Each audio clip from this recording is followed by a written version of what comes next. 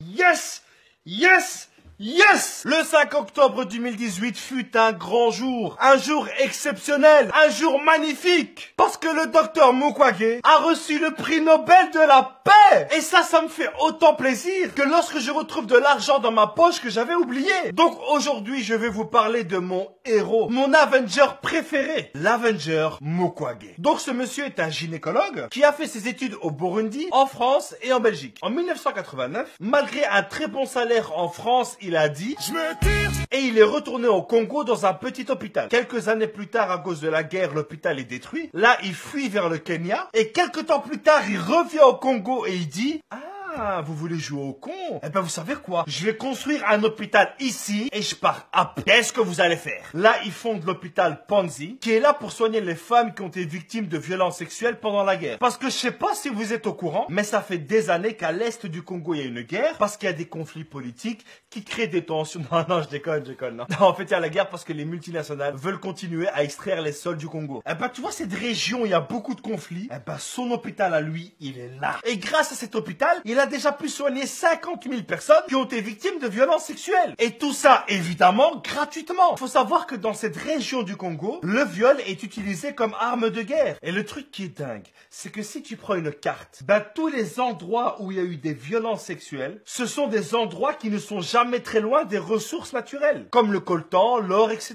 Et comme dit le docteur Mukwege, détruire une femme, c'est détruire une communauté. Il répare les femmes physiquement, c'est vrai, mais aussi et surtout, il répare les femmes mentalement. Et là, tu vas me dire, ah oui, je vois, donc après l'opération, il parle quelques minutes avec elle, histoire de les rassurer. Non, le mec, il a pas le temps, il est dans le futur. Il a construit un centre qui s'appelle la Cité de la Joie, et toutes les femmes qui ont été victimes de violences sexuelles, il les soigne, et pendant plusieurs mois, il fait en sorte que ces femmes-là deviennent des leaders, deviennent des voix, deviennent des références, pour qu'elles puissent redonner espoir à toutes les femmes qui souffrent. Je sais pas si t'imagines, des femmes qui ont subi les pires choses, qui ne voulaient même plus vivre, il a réussi à en faire des leaders. Et c'est pas tout. Le mec, quand il a appris qu'il était prix Nobel de la paix, le mec, il était au bloc en train de sauver une femme. Oui, allô? Oui, prix la paix. Ok, ça va. Ouais, mais je suis un peu occupé là, je vous rappelle, ça va? Vous comprenez pourquoi je vous dis que c'est un Avenger? Moi, quand je serai grand, je veux pas devenir médecin ou astronaute, non. Je veux devenir Mukwege. Moi, dans la chambre de mes enfants, rien à foutre, il y aura des posters du docteur Mukwege. Et malgré ça, malgré son prix Nobel de la paix, malgré cette reconnaissance internationale, il y a personne qui bouge pour ce qui se passe au Congo. Quoi, on bouge pas parce que les multinationales auraient trop à perdre? Oups.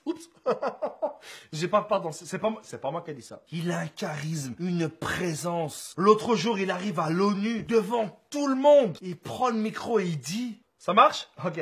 Vous savez tout ce qui se passe au Congo, mais vous ne faites rien parce que vous êtes que des lâches et que des merdes. Merci. Là, il rentre chez lui, il voit ses filles et ses nièces kidnappées, il arrive à les libérer, il retourne encore au Congo, l'air de dire « je t'emmerde, je reviens ». Là, il est victime d'une tentative d'attentat, il va se réfugier quelques mois en Belgique, et là, il revient au Congo plus déterminé qu'avant en mode « sur la vie de ma mère, je bouge up ».